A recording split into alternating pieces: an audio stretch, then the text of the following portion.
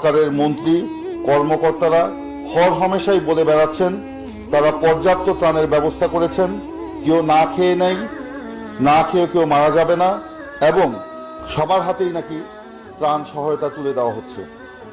এটা এই নিরন্ন ভূভুক্ষ মানুষের প্রতি সরকারের উপহাস ছাড়া আর কিছুই নয়। আমার নিজের পক্ষ থেকে এবং আমাদের সহকর্মী এখানে যারা উপস্থিত রয়েছেন তাদের সকলের পক্ষ থেকে আমি আপনাদেরকে জানাচ্ছি আন্তরিক কৃতজ্ঞতা। বন্ধুগণ, সরকারের অপরিকল্পিত যে চলমান লকডাউনে সারা দেশের জনপদে নিরন্ন ও ভূভুক্ষ মানুষের আহাজারিতে আকাশ বাতাস ভারী হয়ে উঠছে। সবচেয়ে বেশি ক্ষতিগ্রস্ত হচ্ছে দিনমজুর এবং নিম্ন আয়ের মানুষ। লকডাউনে কাজ না থাকায় ছেলে মেয়েদের মুখে ভাত তুলে না দিতে পেরে মুন্সিগঞ্জ সদর উপজেলার উত্তর মুক্তারপুর এলাকায় নিজ বাড়িতে দিনমজুর দিন ইসলাম আত্মহত্যা করতে বাধ্য হয়েছেন। নির্মম ও বেদনাদায়ক এই ঘটনাটি ঘটেছে গত 4 জুলাই দুপুরে, অথচ সরকারের মন্ত্রী কর্মকর্তারা হরহামেশাই বলে বেড়াচ্ছেন তারা পর্যাপ্ত ত্রাণের ব্যবস্থা করেছেন, কেউ না খেয়ে নেই, না খেয়ে কেউ মারা যাবে না, এবং সবার হাতেই নাকি ত্রাণ সহায়তা তুলে দেওয়া হচ্ছে।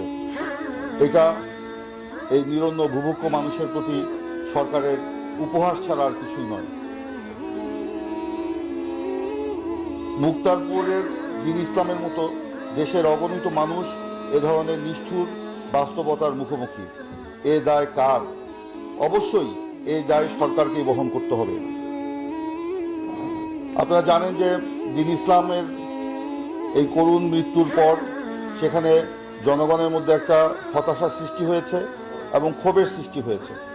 বাংলাদেশ জাতীয়তাবাদী দলের ভারপ্রাপ্ত চেয়ারম্যান এই সংবাদ পাওয়ার পরপরই সেখানে আমাদের জেলা বিএনপির যিনি সভাপতি রয়েছেন, আহ্বায়ক জনাব আব্দুল হাই, সাবেক এমপি, তাকে নির্দেশ দিয়েছেন যে সেখানে সেই পরিবারের পাশে দাঁড়ানোর জন্য আজ সকালে জনাব তারেক রহমানের পক্ষ থেকে সেই পরিবারকে সহায়তা করা হয়েছে এবং সেখানে নগদ 50,000 টাকা সেই পরিবারের হাতে তুলে দেওয়া হয়েছে। এবং একই সাথে ওখানে যারা অসহায় নিরন্ন ভূভুক্ষ মানুষ আছে তাদেরকেও সহায়তা করার উদ্যোগ নেওয়া হয়েছে।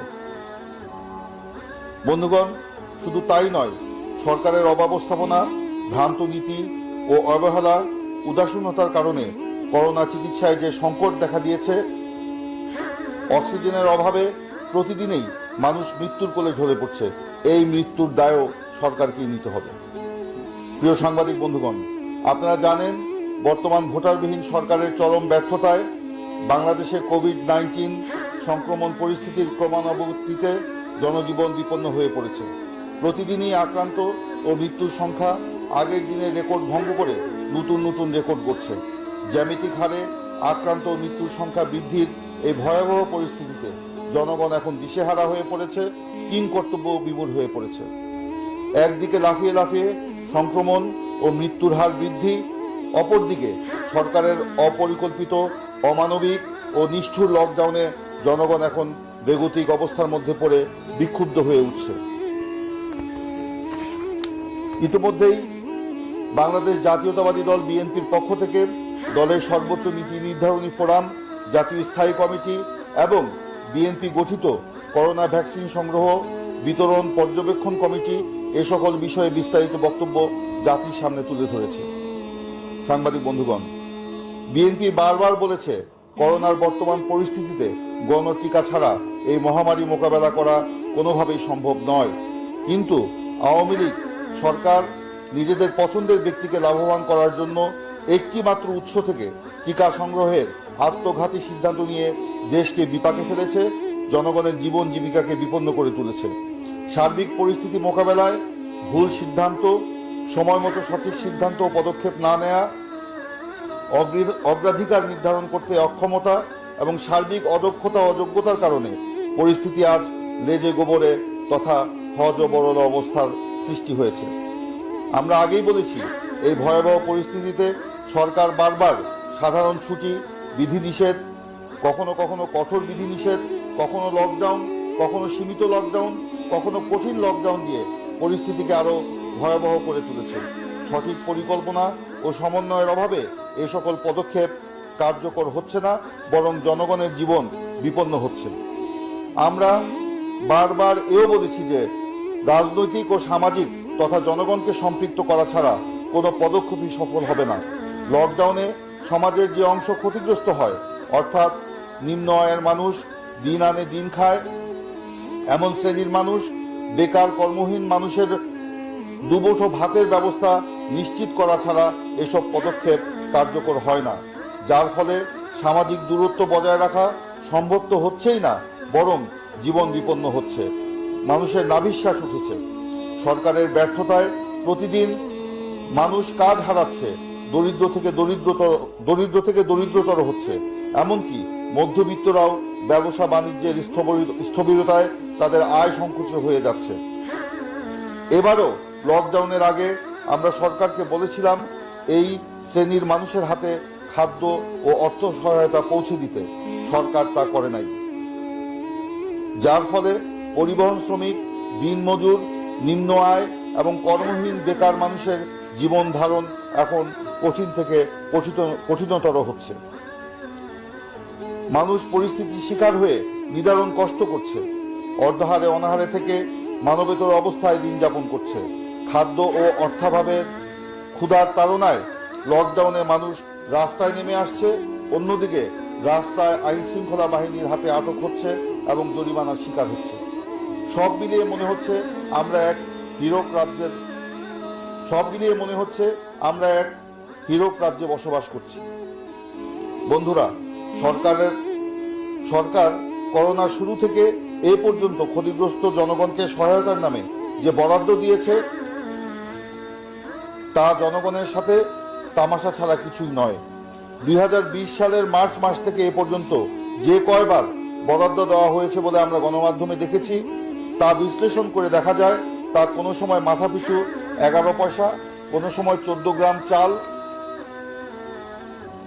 এবং বর্তমানেও লকডাউনে যে বরাদ্দের কথা বলা হয়েছে 7 দিনের হিসাবে তারা যে বরাদ্দ দিয়েছে বলছে, সেই হিসাব করে দেখা যাচ্ছে মাথাপিছু 13 টাকারও কম সেই বরাদ্দ। এখন বলা হচ্ছে ঈদের আগে 10 কেজি করে চাল দেওয়া হবে। তাহলে স্বাভাবিকভাবে প্রশ্ন আসে, ঈদের আগ পর্যন্ত এই লকডাউনের 20 দিনে মানুষ কি খেয়ে বাঁচবে? প্রকৃত অর্থে এই বরাদ্দ এখনো ছাড় হয়নি এবং তা জনগণের হাতে পৌঁছে নাই। তাহলে কি এটাই প্রতীয়মান হচ্ছে যে গৃহস্থের গরু কেতাবেই আছে, গোয়ালে নেই? দুঃখজনক হলেও সত্য যে গরিবের হক নিয়ে ক্ষমতাসীন দলের লোকেরা লুটের মহোৎসব চালাচ্ছে, যা ইতিমধ্যেই বিভিন্ন মিডিয়াতে প্রকাশিত হয়েছে। এই সরকার জনগণের ভোটে নির্বাচিত নয় বলে তারা জনগণের দুর্দিনে জনগণের পাশে না দাঁড়িয়ে মিথ্যাচার এবং লুটপাট ও দুর্নীতিতে ব্যস্ত।